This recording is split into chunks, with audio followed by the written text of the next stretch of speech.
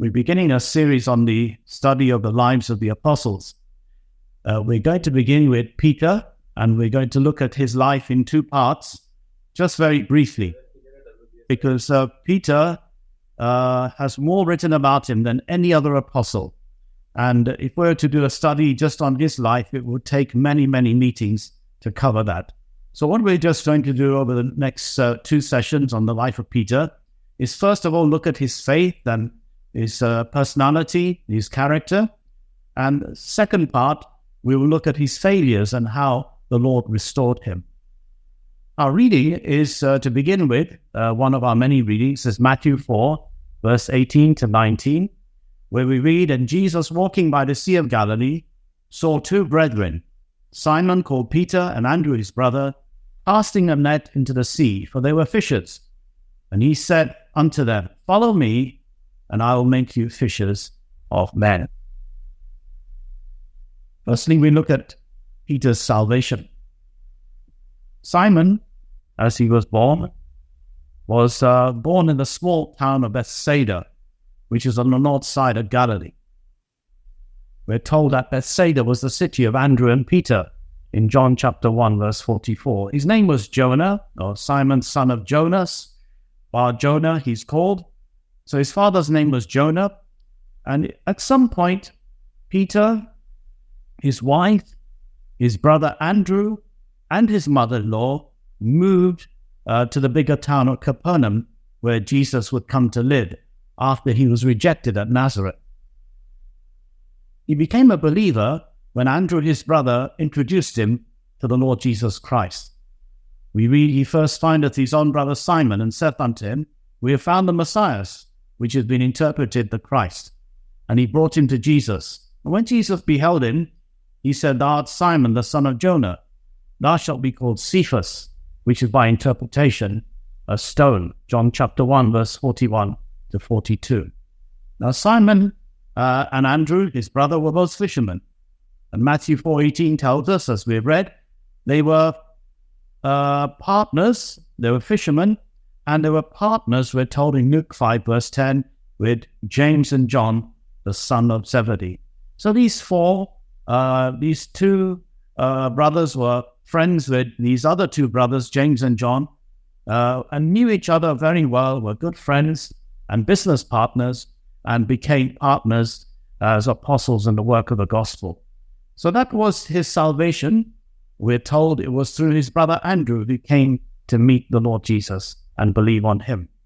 Secondly, what we know about him is his sacrifice. We read in Luke chapter 5, verse 11, "And when they had brought their ships to land, they forsook all and followed him." During that miracle that Jesus did when he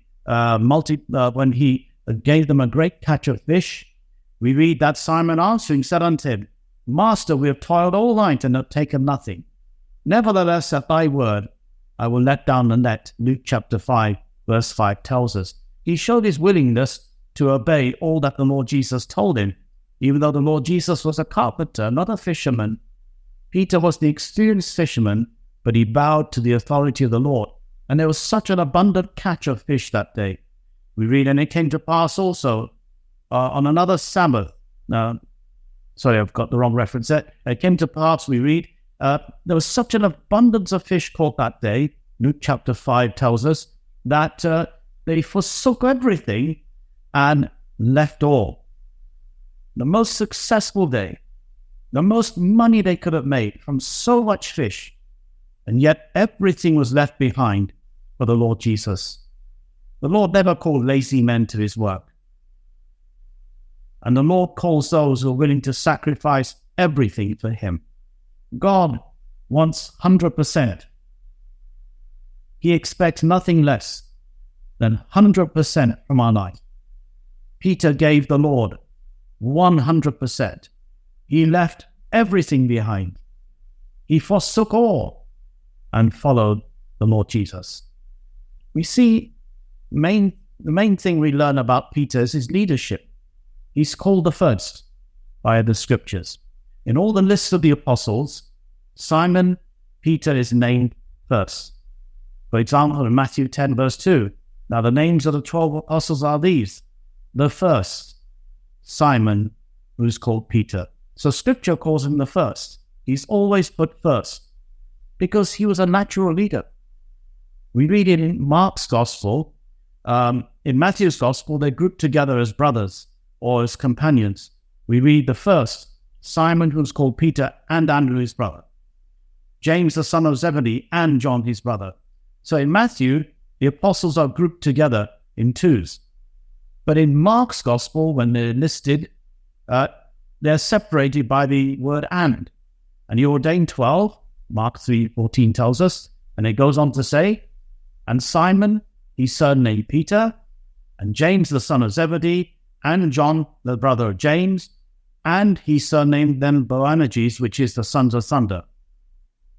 So what we learn is this, that Matthew shows fellowship, two together, working together. Later on, Jesus would send his disciples 2 by 2. But Mark, which is the gospel of God's servant, and the gospel of service, shows them individually. He chose this one, and that, and he chose 12, showing that each servant is responsible to the Lord alone. So both are important. We need the fellowship of other servants when we serve the Lord, but also each one is answerable to his master. But in all the lists, in Matthew, Mark, and Luke, Simon is the first, because he was a natural leader. He was bold, he was courageous, he was willing to do things others would hesitate to do. When he spoke, others followed. We see this in John 21, verse 3. Simon Peter saith unto them, I go a-fishing. They say unto him, We also go with thee. They went forth and entered into a ship immediately, and that night they caught nothing. So whenever Simon said something, the others followed him. People often complain in their church and assembly that's going nowhere. Maybe they're waiting for somebody to get up and say, I'm going fishing for men, and the rest will follow. We need leaders. We need those raised up of God, not lords who make themselves lords over God's people, but genuine leaders raised up of God who by their example and by their courage and boldness and vision lead the church forward. They are zealous to do things for God, zealous to take others along and motivate them. We need such leaders, and God alone can raise them up when we pray for them. Now, Peter was the first to speak. We read in Matthew 16 how he rebuked the Lord Jesus when the Lord said he was going to suffer and die.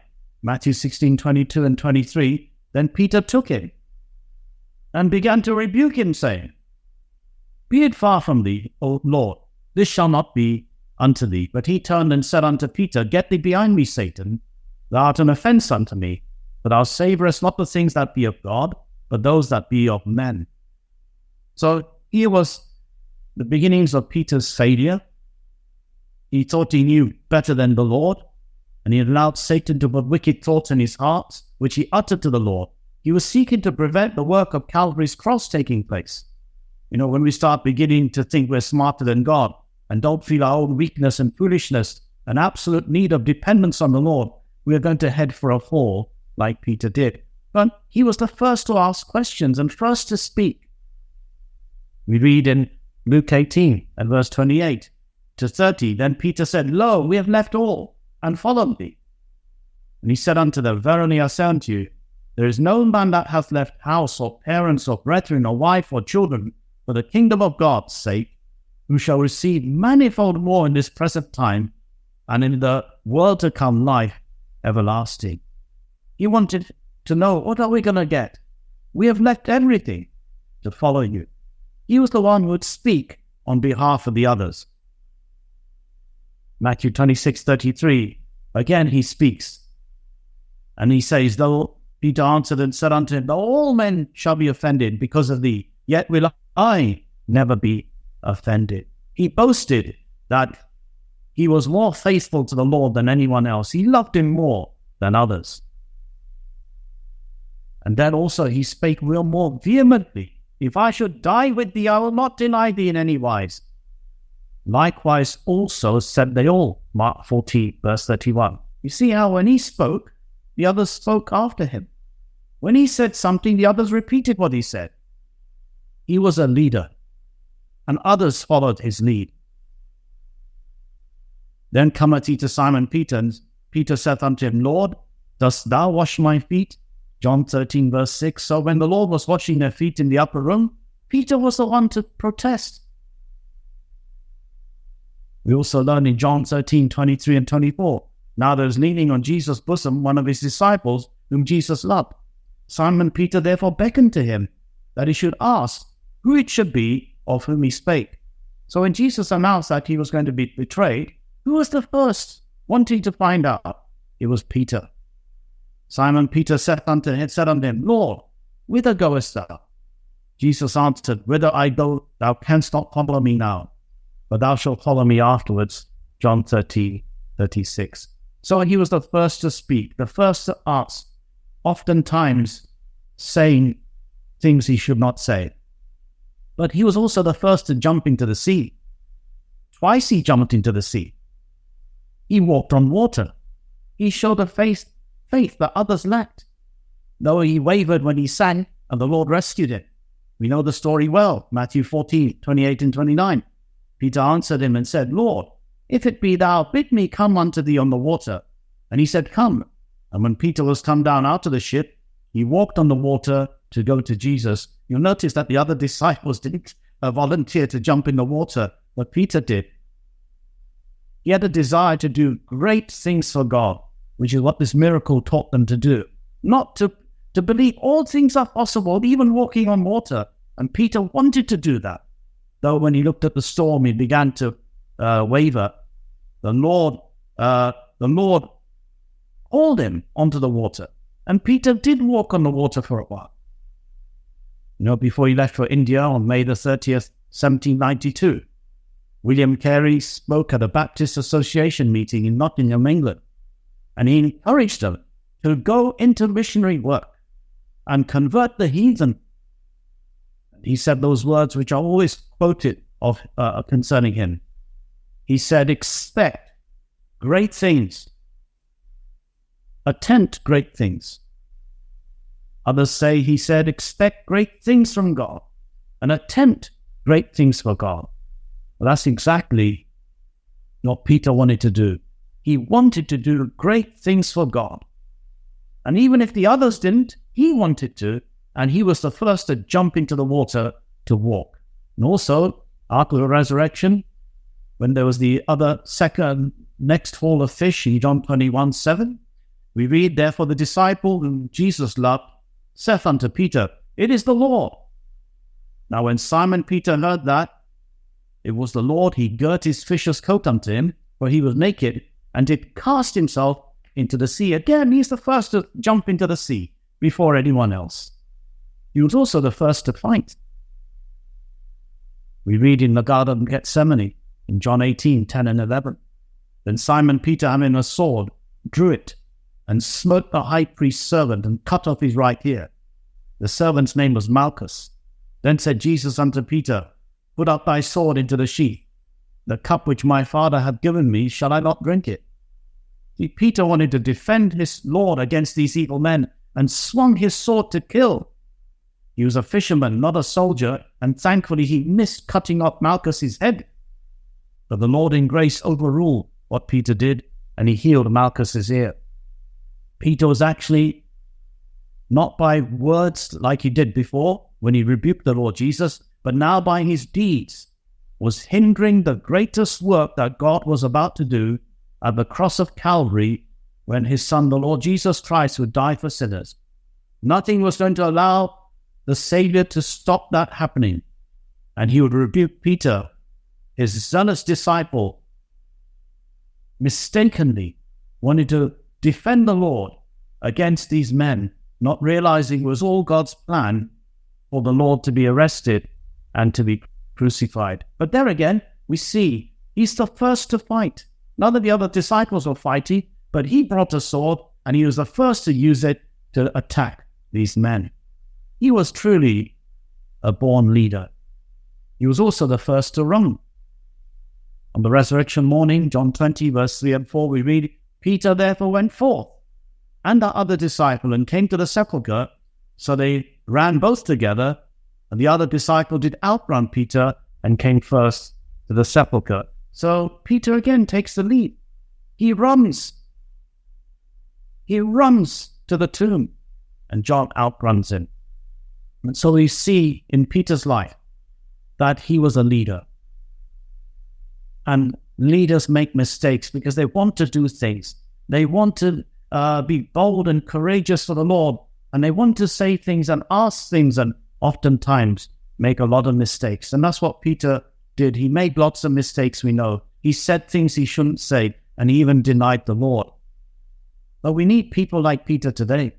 His life is a challenge to us.